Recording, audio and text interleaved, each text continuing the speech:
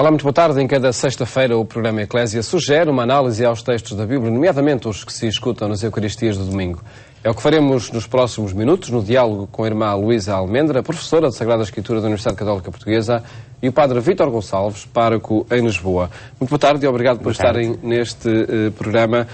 Analisaremos, de facto, as leituras deste domingo, um domingo que se insere neste oitavário de oração pela unidade dos cristãos. Padre Vítor Gonçalves, que relevo tem estes 8 dias únicos com esta temática do ano? É um acontecimento importante sempre neste mês de janeiro, de 18 a 25. 25 porque é a conversão de São Paulo e 18 porque era a antiga festa da Cátedra de São Pedro, que depois passou para fevereiro, creio que 22 de fevereiro. E entre estes dois apóstolos, Pedro e Paulo, as diferentes confissões cristãs, neste processo que chamamos ecumenismo, de trabalho, de reflexão, de oração, principalmente no hemisfério norte, porque muitos outros países do hemisfério sul fazem mais esta semana de oração junto ao Pentecostes, mas nós marcámos quase no início do tempo comum também, esta semana de particular oração. Este ano com um tema que, curiosamente, será uma frase da segunda leitura do domingo seguinte, não deste: estará Cristo dividido, com textos preparados por uma comissão conjunta do Canadá, partindo da experiência do diálogo e ecuménico nessas comunidades, que é proposto à Igreja inteira. É bastante importante que as nossas comunidades tenham presente, seja até na própria liturgia, pelos formulários de oração universal, também dos formulários próprios para missas, para a unidade dos cristãos, algum dia que marquem. E este domingo é o que calha dentro desta semana em que a comunidade se reúne. Depois outras celebrações marcam esta semana, sempre nessa atitude de oração pela unidade. Exato, porque a oração é basilar logo. Ela começa no íntimo de cada um e depois tem uma expressão comunitária e, de facto, se rezamos juntos, então, consequentemente, teremos que construir juntos, construir o testemunho de Cristo nas nossas vidas, a partir da riqueza das diferenças, porque é isso que conta, não é a uniformidade, mas é essa riqueza da diversidade, que no fundo acaba por ser uma lição de humildade pela ação do Espírito que trabalha em nós. Irmã Luísa Almendra, as Escrituras Sagradas são o fundamento da unidade que se deseja? Claro, sem dúvida. Ou foram também motivo muitas vezes de desunião? Não, eu penso que elas são o grande fundamento da unidade e traduzidas principalmente na pessoa de Jesus Cristo e acho que é muito bonito até ali a relação que podemos fazer com os textos da liturgia deste domingo, porque nós estamos no início da vida pública de Jesus, tivemos no domingo passado o batismo. E os textos deste domingo, nomeadamente o Evangelho, vai-nos trazer esse início da vida pública de Jesus. No batismo nós tivemos esse grande momento em que é Deus quem toma a iniciativa os autores bíblicos, pelo menos a primeira apresentação de Jesus no batismo é dada por Deus, é Deus que diz: este é o meu filho muito amado, escutai-o. É muito bonito, é Deus quem fala em primeiro lugar desta pessoa, de Jesus. Este domingo nós temos a humanidade, na pessoa de João Batista, a dar testemunho desta pessoa de Jesus, e é o início da vida pública de Jesus. Analisemos então desde logo esse texto do Evangelho, do capítulo 1 do Evangelista João, onde João Batista exclama sobre Jesus: eis o Cordeiro de Deus que tira o pecado do mundo. Mas eu só gostava, como o Paulo fez essa pergunta da unidade, eu só gostava de dizer que Jesus é a unidade, é o grande eixo da unidade entre os cristãos, mas não é a unidade a qualquer preço, não é uma unidadezinha apenas formal, não, é a unidade na sua profundidade, naquilo que há de mais profundo. O que nos une é a pessoa de Jesus Cristo. Às vezes as palavras podem nos desunir, e como se traduz este texto ou aquele texto da Bíblia, às vezes os cristãos ficam um bocadinho a debater questões de linguagem, mas na verdade isso é uma questão de linguagem, porque a sua unidade é a pessoa de Jesus Cristo. E hoje este texto de João é muito interessante, porque é diferente, muito diferente dos textos, de outros textos de Lucas ou de Marcos ou de Mateus. O contexto é muito interessante. João Batista era uma pessoa controversa, suscitava dúvidas, ele tinha uma pregação diferente de outros rabis ou de outras pessoas que ensinavam coisas naquele tempo, e há uma delegação que é enviada de Jerusalém, de sacerdotes, que vai falar com João Batista e perguntar-lhe se ele é realmente o Messias, ou quem é ele, e João Batista tem muito claro que ele não é o Messias, não é? E então o texto começa mesmo naquele tempo, ele vê, João Batista, neste contexto em que ele estava de diálogo com esta delegação que vinha de Jerusalém, vê Jesus aproximar-se, não é? E vê que ele vem ao seu encontro, não é? E exclama, e há aqui uma exclamação que ele faz, que é muito surpreendente. Nós não habituámos às imagens bíblicas e já não nos surpreendemos com elas. Mas esta expressão que o autor bíblico coloca aqui na boca de João Batista surpreende. Ele vê Jesus aproximar-se e diz-lhe: eis o Cordeiro de Deus. Reconhece, aplica esta imagem, usa esta imagem, Cordeiro de Deus, que tira o pecado do mundo. Mas é sobretudo a imagem do Cordeiro, o que é o Cordeiro, não é? Neste contexto bíblico, não é? Sim, porque nós até estamos muito mais habituados a Jesus como pastor, não é? Ele aparece muito como pastor e agora temos aqui João a dizer que ele é o Cordeiro de Deus.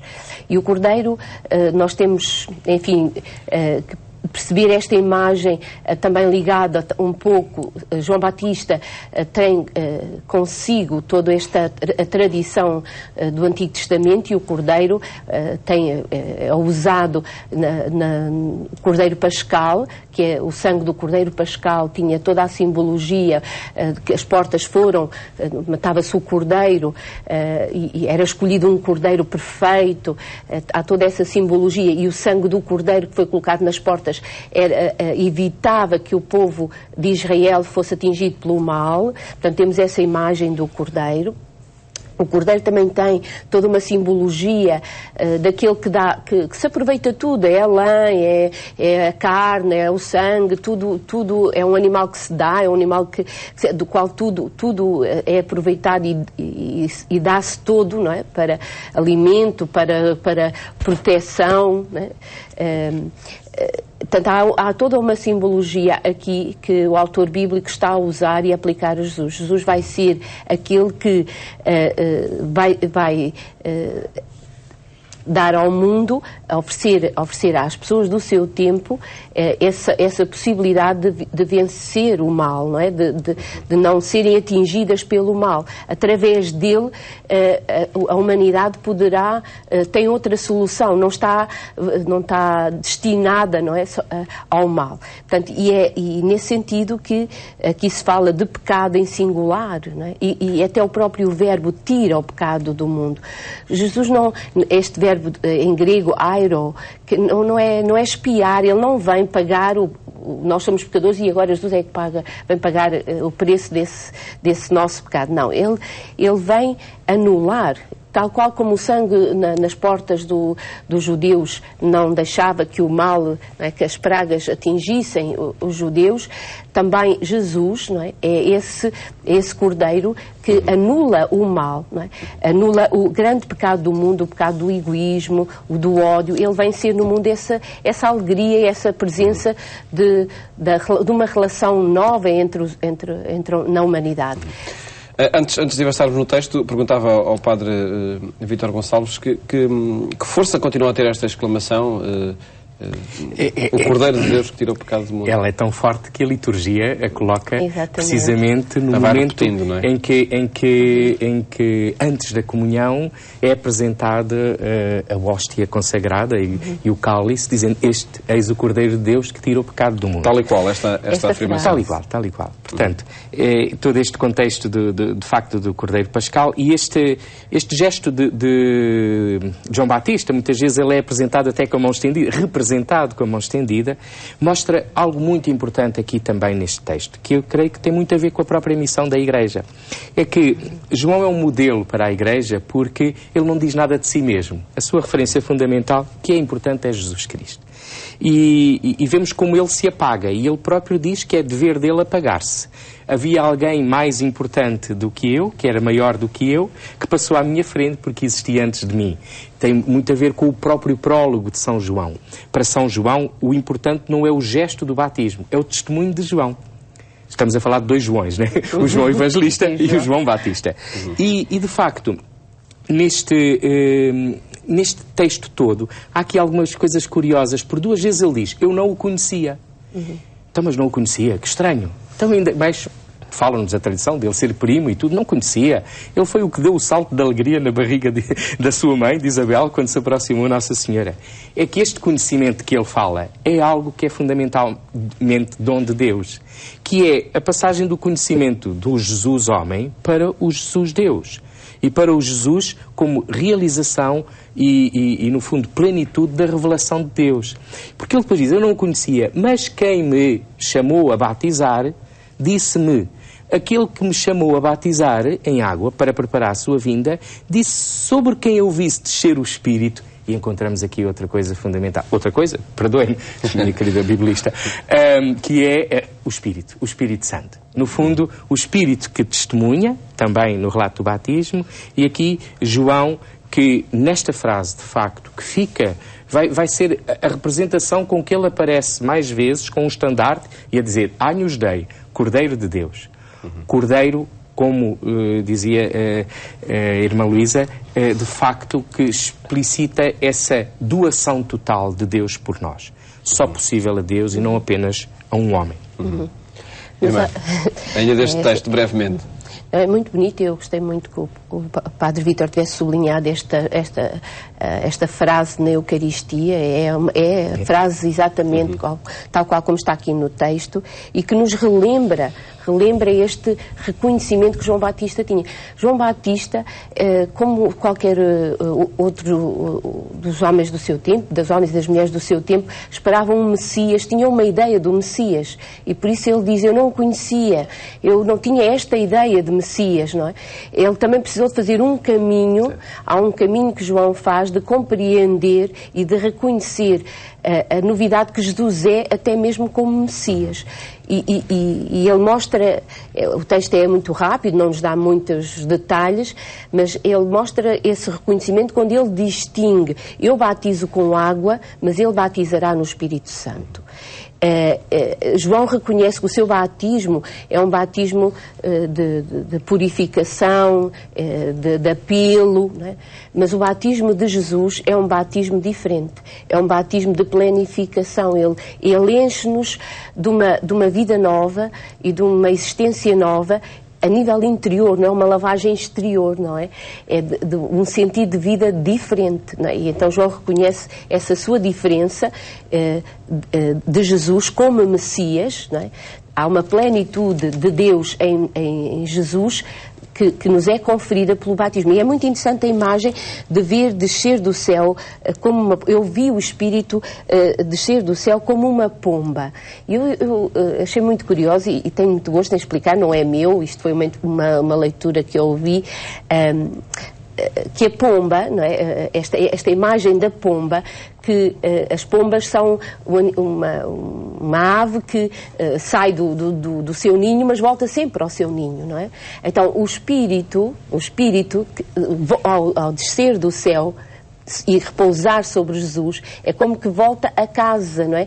Ele não saiu do céu e perdeu-se enfim, no ar. Fica noutro céu. Que é Jesus. Um céu que está na terra, não é? Ela repousa sobre um céu que está na terra, que é a pessoa de Jesus. Ela repousa sobre Deus na terra, Deus que se faz homem, que é Jesus. E esta imagem é muito bonita aqui no batismo. Temos vozes, temos imagens, pombas, temos o simbolismo da água, do batizar, no Espírito. Há toda uma imagiologia, não é?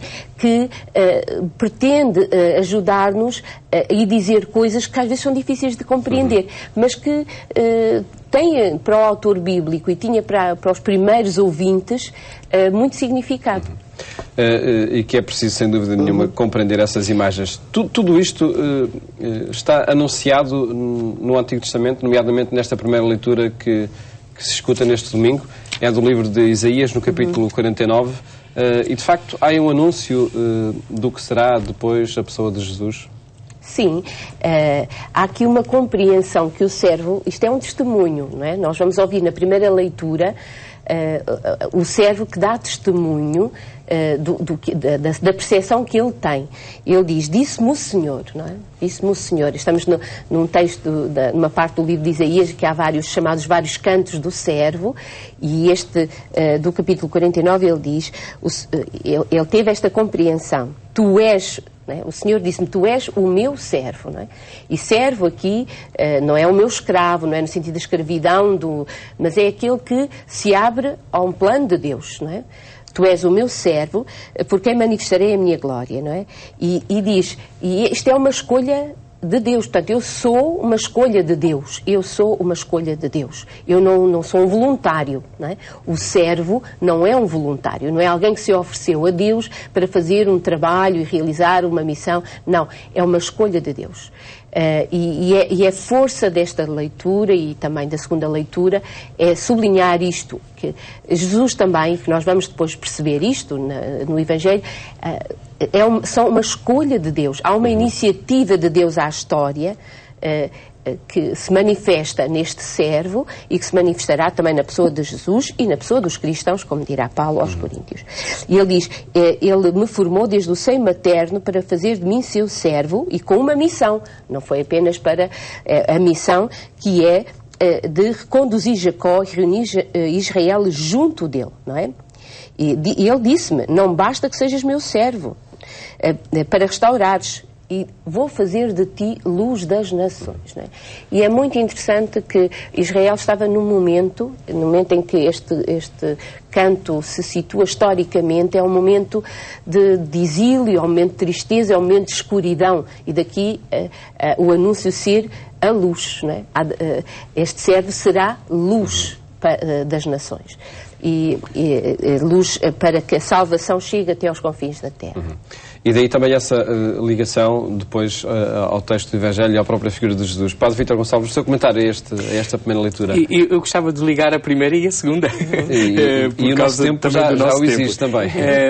Porque por um lado, o tema da luz é muito importante, até no próprio início da vida pública de Jesus, uma vez que gosto de fazer sempre a referência à primeira obra da criação, que foi a luz. E, de facto, o nosso Deus gosta que nós andemos iluminados e que não andemos para aí a bater com a cabeça nas paredes, como era a experiência deste povo exilado, portanto, tinham perdido, no fundo, aquilo que era o seu encanto, que era a vida em Israel, na sua plenitude. E esta dimensão do ser chamado, quer aqui na figura do servo, quer na segunda leitura em São Paulo, que é o início da carta aos Coríntios, que vamos ler durante 4 semanas, portanto, alguns domingos, da primeira carta, e ele próprio também reclama isso. Ele está ali como chamado por Deus e diz que a própria comunidade, aquela comunidade dos Coríntios que ele fundou, que está a viver algumas divisões, está assim um bocadinho com os conflitos próprios que geram trevas, também eles foram chamados. Portanto, a iniciativa é de Deus e a resposta é nossa. Nesses chamados, São Paulo sublinha este chamado a ser santos, que eu acho que é das definições belíssimas que na carta aos Romanos vem de uma maneira ainda mais sintética, em que diz: vós, amados por Deus e chamados a ser santos. Somos chamados porque somos amados. Portanto, no fundo, aquela experiência que Jesus também nos transmite, ela é vivida naquilo que é a relação de Deus connosco, que é sempre uma relação pessoal, uma relação com nome, uma relação com missão, uma relação com projeto, com a partilha da construção de uma vida verdadeiramente nova. E por isso, São Paulo sublinha aqui a dimensão da graça, que o que é a graça de Deus faz em nós? Faz surgir uma relação nova e reconciliada com Deus, com os outros, connosco próprios, com o mundo que nos rodeia. E por isso, São Paulo começa logo a carta aos Coríntios, depois de, à frente, lhes dar assim umas boas reprimendas, dizer: meus amigos, primeiro que tudo, acolhamos a graça que Deus nos dá. O início do texto dá também um caráter muito próximo. É as saudações aqui, eu creio que a irmã Luísa pode fazer melhor, de facto, porque para além de começar logo por dizer que ele está ali como escolhido para apóstolo de Cristo Jesus, e depois sublinha um outro aspecto. Ele não dirige-se sozinho, dirige-se com o irmão Sóstenes. Quer dizer, uma dimensão muito importante de que São Paulo é exemplo claro, é assim, a missão nunca é individual. A missão é sempre comunitária, é sempre 2, 3, um grupo que age em nome de Jesus. Uma referência, irmã, a este texto da segunda leitura, da primeira epístola de São Paulo aos Coríntios, e este estilo de começar uma carta, não é? Muito próximo. Paulo tem uma formação teológica, isto é, retórica, de saber dizer as coisas, de saber começar, de saber desenvolver, e as suas cartas apresentam uma ordem de uma retórica clássica, não é? Então temos agora sempre, ele faz sempre uma saudação e termina sempre também com uma última saudação. E esta saudação que eu sublinhava a consciência também, nós vimos a consciência do servo, mas Paulo também tem consciência, ele não é um voluntário, não é alguém que por iniciativa própria está neste testemunho de Jesus Cristo. Ele diz, por vontade de Deus, não é? Irmãos, Paulo, por vontade de Deus, escolhido para apóstolo de Cristo. Ele não é dos 12 apóstolos. Não é? Paulo não viveu no tempo de Jesus, ele não é um dos 12. E é muito interessante que ele reivindica para si este título de apóstolo, e estas cartas são dos primeiros escritos do Novo Testamento, portanto, numa altura em que para as comunidades cristãs apóstolos eram os 12, Paulo reivindica este título de apóstolo, e Lucas vai, digamos assim, conferir esta autoridade ao aparecimento que ele tem no caminho de Damasco, não é? Paulo pode dizer que ele é apóstolo, ele pode dizer que viu o Senhor ressuscitado, ele tem esta relação com Jesus, uma relação diferente que tiveram os outros 12. Mas esta consciência que ele tem de ter sido enviado por Jesus, não é? Tal como o testemunho da carta do Livro dos Apóstolos nos dá. E que determina, de facto, depois toda a sua missão. Nós, infelizmente, o nosso tempo chegou ao fim, temos que terminar, irmã. Encontramos-nos de hoje a 8 dias para continuar a analisar outros textos da Bíblia. Neste programa quisemos apresentar as mensagens e desafios que os textos da Bíblia sugerem para os dias de hoje. Votos de bom fim de tarde, ótimo fim de semana. Até a próxima segunda-feira, se Deus quiser.